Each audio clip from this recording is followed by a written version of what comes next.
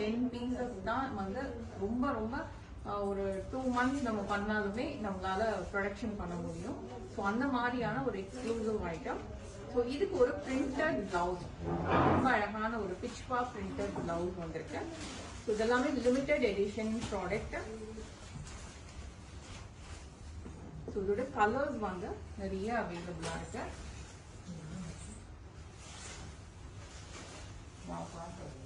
Beautiful colours.